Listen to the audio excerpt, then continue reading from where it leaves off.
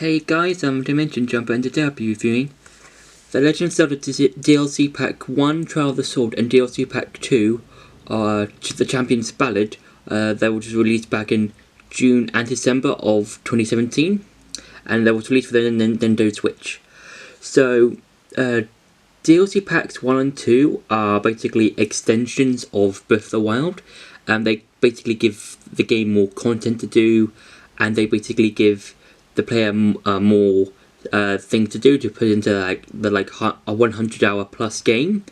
So in this video I'm going to split it up into two halves, with the first half being where I'm talking about the Trial of the Sword, and with the second half I'm going to be talking about the Champion's Ballad. So to start things off, I'm going to be talking about the Trial of the Sword. Now, the Trial of the Sword is basically, in the entire pack, you're given several things to do. So the first thing is the main thing, which is the Trial of the Sword. And that basically gives Link a set of trials to do, where he can basically power up the Master Sword to its full power. Because when you first get the Master Sword, it's basically weak, because it's got like a base power of 30 when you get it. And whenever you're around corrupted guardians or the blights or anything that has malice in it, the Master Sword basically powers up and basically gets a base power of 60, so it goes up 30 whole hit points, so you can hit a lot more enemies, like, you know, quickly, and also it has a lot more durability. But whenever you're not in like things like Divine Beasts or Hyrule Castle or anywhere near corrupted guardians, the Master Sword will just go back to its base power of 30, and I think it loses all its durability as well. I think that it had when it was at had its power doubled. But with the Trial of the Sword, with each trial that you beat, the Master Sword will gain in power. Now, there are 3 trials to this thing. So there's the first trials, which are basically your easy sort of trials, where you can basically just beat a lot of, you know, quite weak enemies, quite strong enemies, like somewhere in between those. And also you get to face at the end a Hinox. Yeah, a Hinox. And then once you've beaten that trial, you'll be given the Master Sword, which is basically more powerful now. The middle trials are basically, you know, the medium sort of hard, where you're basically given more enemies, more monsters, more stuff to use against them, and then again the Master Sword will power up. Then the final trials, this is like the hardest one out of the other two, because you've got a lot more monsters to face, a lot more rooms, and a lot more enemies and a lot of more challenging things to try and do within each room. And then once you finally get to the final room where the Master Sword is, the entire Master Sword will be fully upgraded and fully powerful, and then it'll have like a lot more durability and a lot more power to it.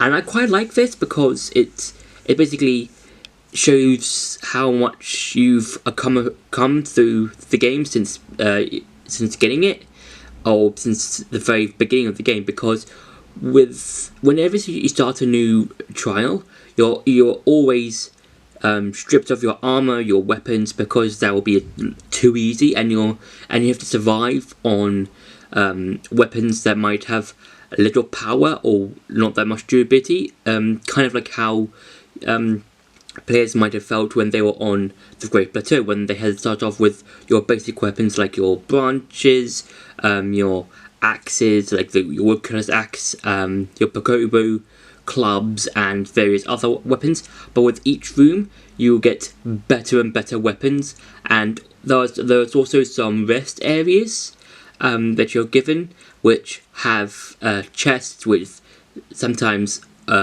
bows, armor, weapons, food, whatever. And there are also fairies that you can use to like upgrade your meals, fish, bananas, that sort of thing, that you can actually like use to create more meals and to help you survive the amount of rooms that are left. And depending on which trial you're doing, the amount of rest areas increase by 1. So in the first trial, it's 1 rest area. In the middle trial, it's 2 rest areas, and in the final trials, it's 3 rest areas. And they also have more better stuff. Now, some of my tips that I should probably give for this is that you should always have fully upgraded hearts. So, for example, if you haven't put all of your spirit orbs into hearts, and let's say you have like 3 hearts left, so like 3 empty spaces of hearts, upgrade or get temporary hearts. Make a meal that has full recovery plus temporary hearts.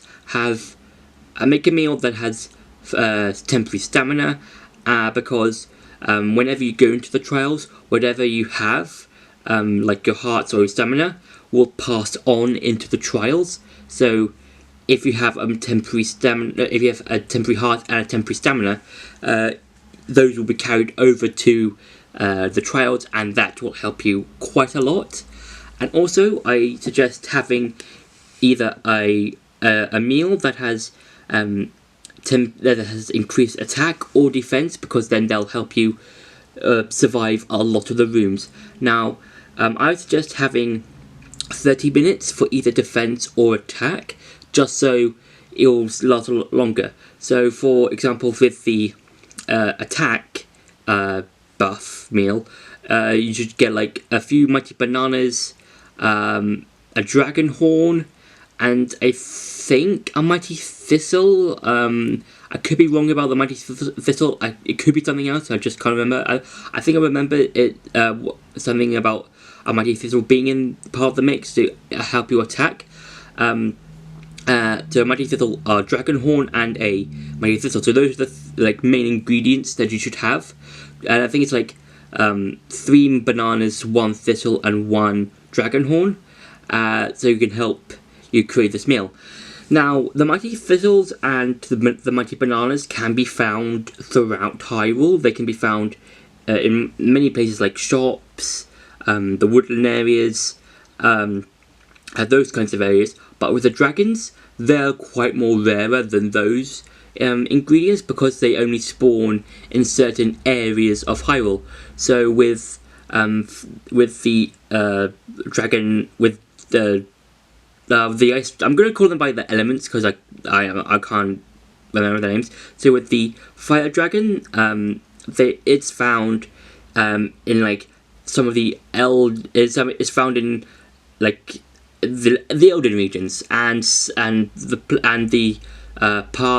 path where you go to the Lost Temple thing, where the final shrine is, where you can go and collect the Breath of the Wild tunic set, and it can be found near some Leviathan bones near the Elden region.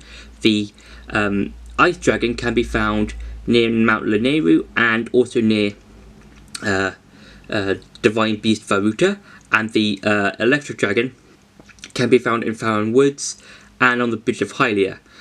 So if you want to find those, if you want to get those dragon horns, I suggest going to any of those locations so they can quickly find them and also get the horns. But I would say don't go too close to those locations, because they wouldn't spawn in. So I suggest giving yourself enough distance from their spawn point and where you are, just so you're able to find them when they spawn in and then get their horns.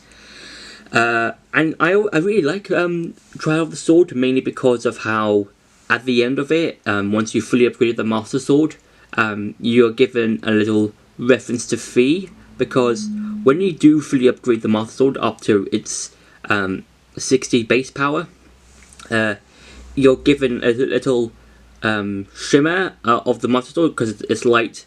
When it's fully upgraded and you see the light, it gives a sort of like flickering, and then you hear Fee's sound whenever she comes in or out of the Master Sword. And I think it's really cool, because that gives me hope that hopefully Fee can return in Breath of the Wild 2, and that's just a really cool reference. So now I'm going to talk about some of the stuff in Trial of the Sword. So some of the other stuff in Trial of the Sword is that I think in this one you're also given extra costumes or extra equipment or armor basically, and they're basically references to other Zelda games. So you've got references to Tingle from various Zelda games like The Wind Waker and Majora's Mask. You're given I think this is in the first DLC pack, Zant's helmet, which is basically this giant sort of fish-looking helmet thing. It looks like a fish to me, so I'm going to call it a fish helmet. And I think you're also given Minda's helm, which is basically this giant sort of helm with like hair dangling out from it that's in the form of a hand. So that's quite cool. And they can be found throughout Hyrule, but the only way to find them is to basically go to these marks on the map that show different books, and they'll be saying, "Oh, I found this thing and I left it here." And I think that's really cool, because then you can just go around Hyrule and just collecting these, and they also give you different affinities. So, for example, with Minda's helm, it gives you more defense against guardian attacks. With Zant's helmet, it makes you unfreezable, and with Tingle's entire tunic thing, it gives you, I think, nighttime speed up. So basically means you are able to go faster in the nighttime than you are in the daytime. So I think that's quite cool. And also you're given the master mode of Breath of the Wild, which is basically normal mode, but a lot of things are much more difficult. For example, in the Great Plateau, there is a Lynel. Now, Lynels are basically one of the toughest, if not the toughest enemy in the game, because they hit like a truck and they have a lot of health than your regular enemy, like a goblin or a moblin, or just like a Stalnox or something like that. And they basically are really tough, and they have a lot of really rare weapons, and they have like a lot of quite good loot that you can take once you've defeated one. And also they can help with the items they drop. They can also help you upgrade some of your armor. Now, there's one in the Great Plateau, and I think it also levels up the same way normal enemies level up as well with you throughout the course of the game. And also enemies, all enemies, to be more specific, all enemies can regenerate their health, which can be annoying at times, because let's say you're getting through a bunch of enemies, and then there's like one left, and he's got like a bit of health left, and then before you can reach him, he starts to regenerate his health back, and then he's at full health again, and then you have to do all the entire thing again with a specific enemy. And also, there is a new variant colour of monsters, that being gold, because within Breath of the Wild, as you level up, the monsters level up with you, and they all have their own unique colours. So your basic ones, which are the easy ones, are red, and then the next level up I think is blue, then I think it's black, I think, then it's white. So those are the normal colours that you see if you're playing in normal Breath of the Wild. In Master Mode, you get those same colours, but then the one above white is gold. Now the gold ones are the toughest ones, because they're really tough, and I think they have like extra health and stuff like that, and I think they also hit more hardly than the white variants of enemies, and that's quite more of a challenge. And I think that's really cool, because you now have to think more on your feet. And also with the Divine Beasts, Blight bosses, because they regenerate health, I suggest using bomb arrows on all of them except Varudania for the Firelight Gang fight, mainly because that's in the Elden region, and all bomb arrows explode if you're in the Elden area. So I suggest, for that particular fight, I suggest using Ancient Arrows, because Ancient Arrows do a lot of damage. And now I'm going to be talking about the Champion's Ballad. So the Champion's Ballad is basically this sort of extra storyline that basically gives us more insight into the champions. It is quite cool because you can see how these champions were like 100 years ago, except from two different perspectives. Link's perspective and Zelda's perspective, and you can see how they interacted with those two characters. The only problem with this is that instead of just looking what happened 100 years ago and just walking about Old Hyrule, we basically in the same area, like Hyrule 100 years after Calamity Ganon has taken over Hyrule Castle. But it's in the same area, but you have to do a lot more shrines, because with Breath of the Wild you do like 120 shrines, and with this one it's like more shrines, and I feel like that's kind of annoying because you basically have to go to all over Hyrule to collect these shrines, and before you even do that, you have to do this thing in the Shrine of Resurrection, where you have to do this sort of challenge thing with this weapon that can hit. Well, if it hits an enemy, it can defeat it in one shot. But that also means you also take one shot, and that's a lot of challenging stuff to do, because you have to focus not only on your health and not getting hit, but also focus on the enemies. But also the weapon, which is called the one-hit obliterator. Like if you hit two enemies, it needs time to recharge. So then you have to focus on not only your health, but the enemies around you, and also the one-hit obliterator recharging itself. So it does take time. It does take focus and time to get used to like how to do this and how to do that with everything going on. And then once you do that, you do get more shrines. I'm going to show you that right now. So for the Champion's Ballad, once you've beaten the main game, you'll be given a message by Zelda to go back to the Shrine of Resurrection, and you basically have to go to this specific room just so you can put the Sheikah Slate back into this pedestal where you originally found it, just so you can properly begin the quest. So it's basically telling you about like the Sheikah Slate and the Champion Verification, and now it's activating the Trial of the Divine Beast. And these are the 4 different locations that you have to go to, because they're filled with monster camps. And yeah, and you basically have to take all of the monsters out one by one, and then that one, after defeating a different camp, that one will give you a different shrine.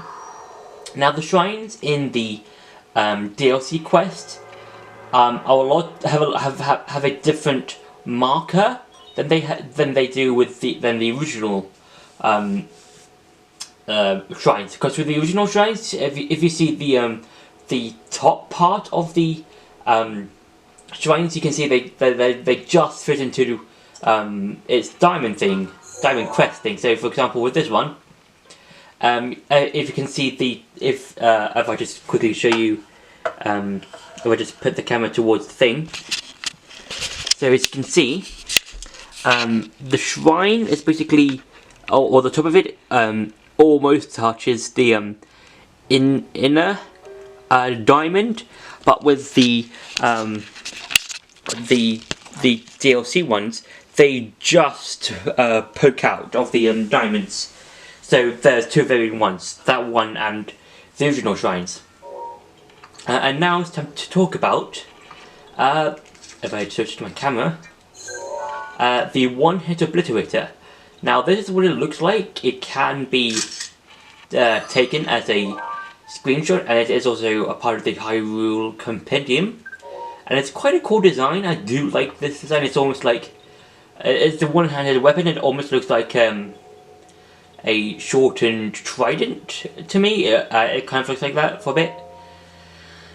Okay, so I will need to take out something out of my inventory. I'm going to just take out the torch, because that's not really important to me right now.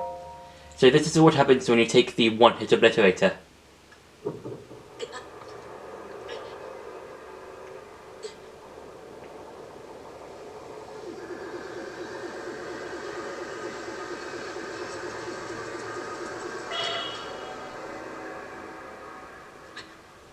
So you just saw all of Link's hearts have been depleted up to 1/4 of a heart, and that means you have to try and get your way through the entire thing with only 1/4 of the heart, only in this particular part.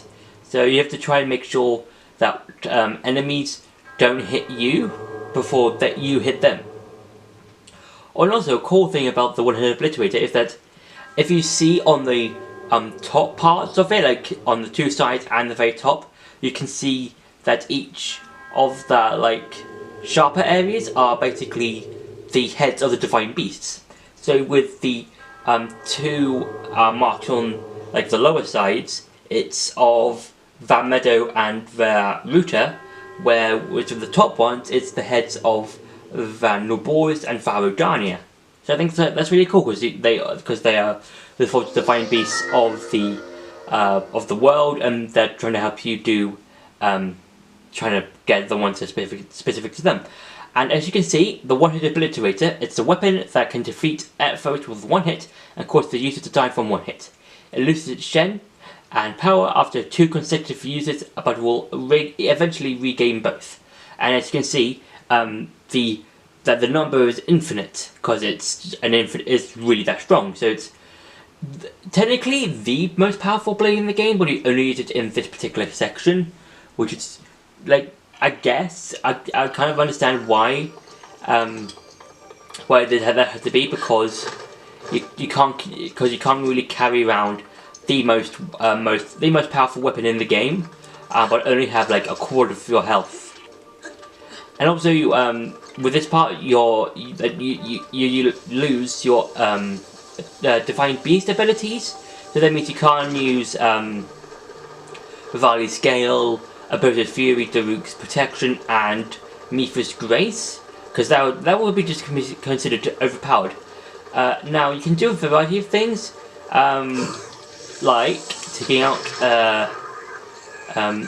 enemies, and you can do that if in a variety of means. Then you don't just have to use the one-hit obliterator. You can use your you can use your bows and stuff.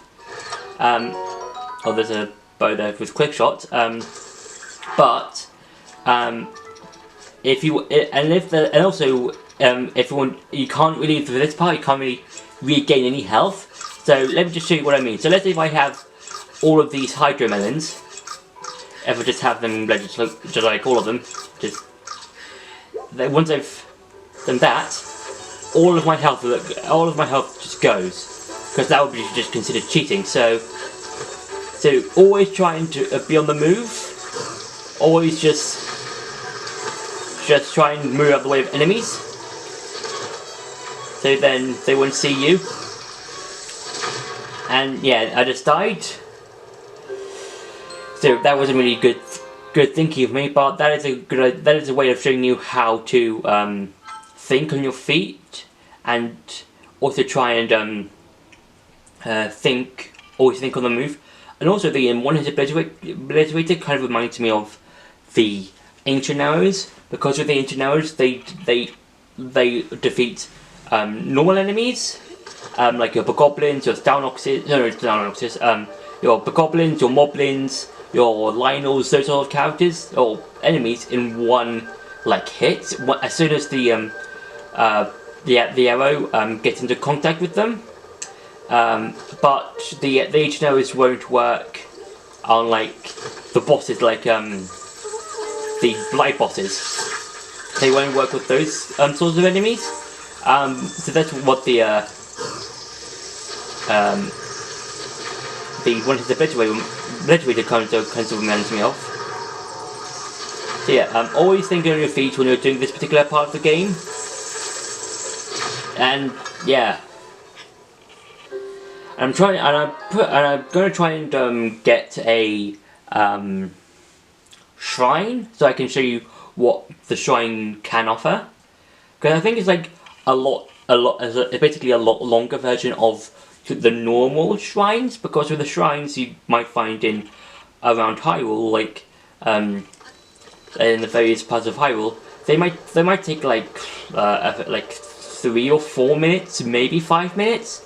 But with these ones, they are a lot longer. I would say they add like a few extra minutes to the normal shrine playthrough that you might do when you're just playing through Breath of the Wild normally, and you're not playing this like part of the game. Oh, I got sniped.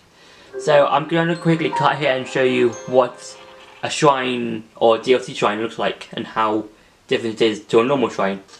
So these are the designs of the new shrines for the Champion's Ballad. So they look relatively the same. So their designs are basically the same, but the top, as I said before, are very, very different.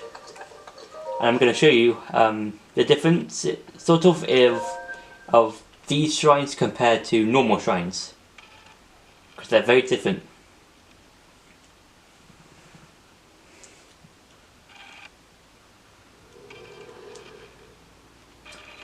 So you basically have to, because basically shrines in the shrines in the Champion's Ballad are slightly bigger in terms of design than the other ones that you might face or throughout the game, because they're a lot more challenging.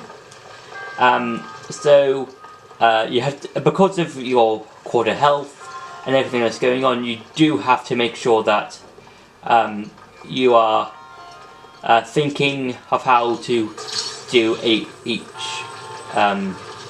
shrine when you're doing them, and they basically give you extra challenges. And with this one, you have to get the small orb, which is here. Nope, into the hole that's way back up on the other side of the shrine. So you have to make sure. Did I get it? Yes, I got it. Okay, so to make sure that nothing happens, like you don't get hit by one of the other obstacles, or that the orb doesn't get hit and falls down to the abyss. And you have to also make sure that you don't get hit by any of these balls, because they do, again, as I've been saying before, they do hit in one. They do hit Link, and so yeah, so you do have to be careful of you do have to be careful of everything around you, just so you don't get hit by the obstacles.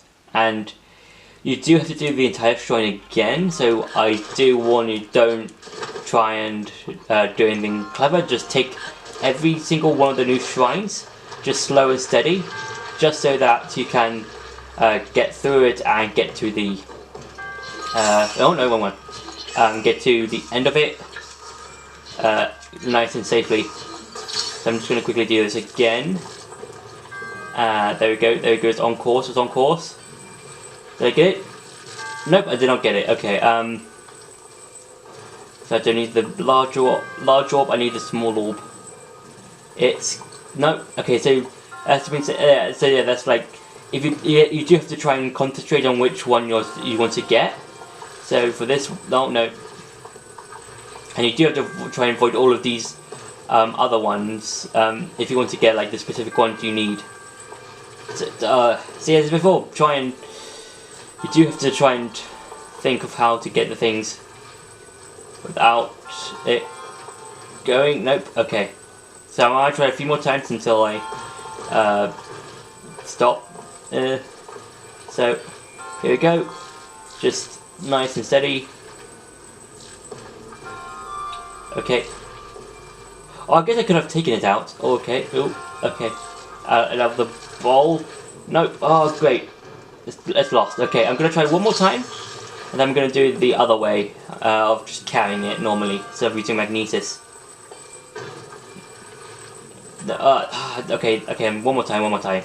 Then I'm going to do it normally. Okay, and it's mine. Yes, okay. I have the bowl. with the orb in it. Nice and slowly now. There we go. Okay, now I'm gonna just try and do this normally, like just pick this up.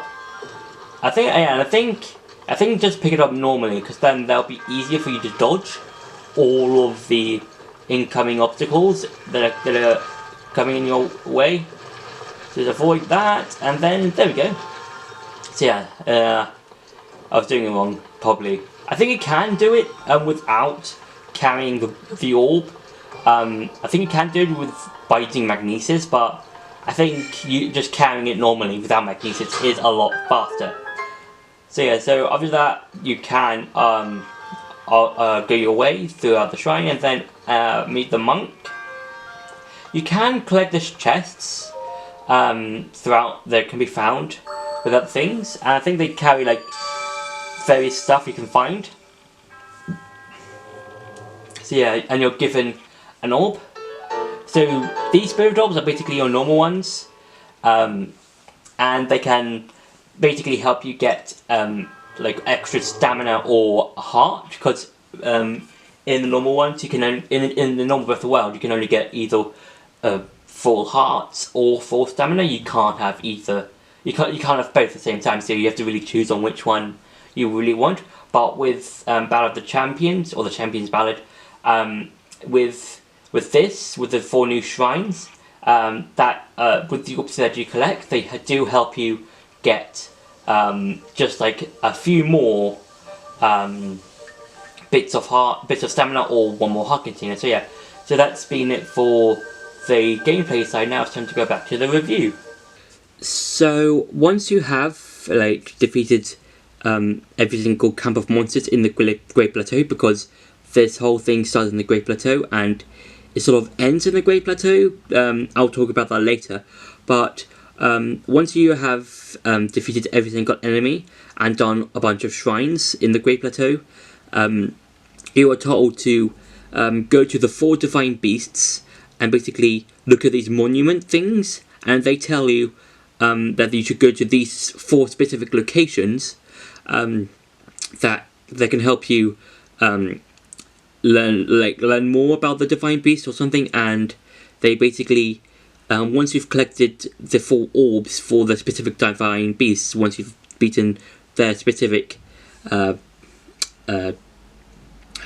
shrines, you have to face the blight bosses again, just so you can get your abilities awakened.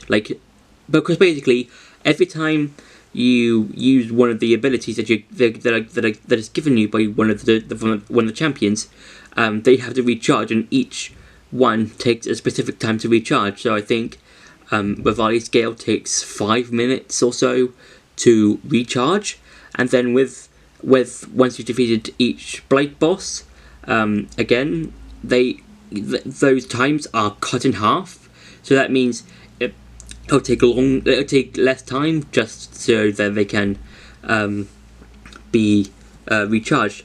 And I do like how you fight the blight bosses this time around, mainly because you're given a specific armor set. So for when you have to refight Fireblight Ganon, I think you're given all of the fire proof armor.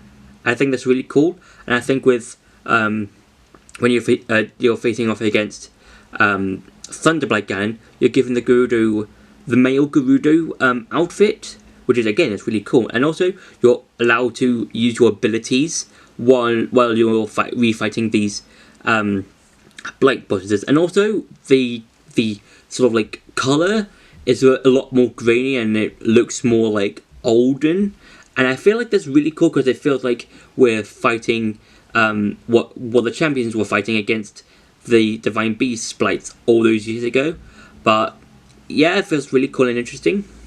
And then once you've done all that, you're able to go to the Great Plateau once again, and then you enter the 5th secret Divine Beast, and you basically, it's really cool and interesting because it looks like a motor, and that's the whole idea about it. And then once you've gone and activated every single terminal, you have to face off against probably the most challenging final secret boss of all time, and that is Monk Maz. I'm just going to call him Monk Maz because I've forgotten the last name of that title. So Monk Maz, it's a much more challenging Calamity Ganon, because with Calamity Ganon, he's like a cakewalk if you manage to defeat all of the divine beasts, because with that battle, all of the divine beasts take off half of Ganon's health, but with Monk Maz, you don't have that, so you basically have to fight him at full health, and he also has a lot of health. Like, I think it's more challenging to fight him than Calamity Ganon, because with Monk Maz, every weapon that you use will takes off a bit of health, but it does enough. But all of them do enough health, so then you're able to defeat him.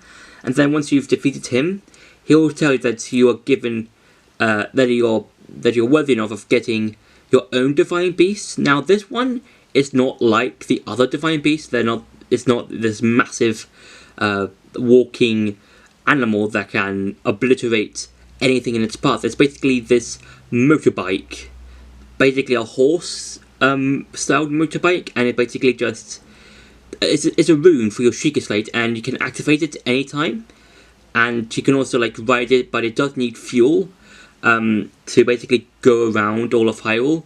And this does come in at the very end of the game, so it might just help you collecting the last few shrines or getting the last few bits of materials you need to upgrade your armor. But I do enjoy it. It's just like it's just that when it comes to the end of the game, it does feel a bit of a letdown to get. But I do enjoy it.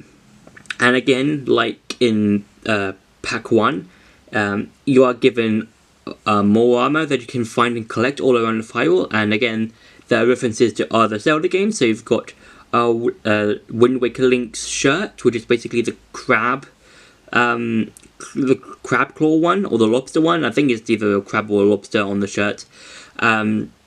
You're given Ravio's head, not head, rabbit hood.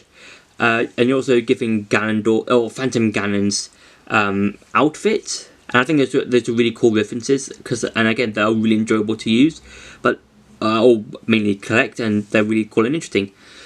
So that's been my review for the DLC packs 1 and 2. I hope you enjoyed the video. Don't forget to like, share and subscribe, and I'll see you in the next video.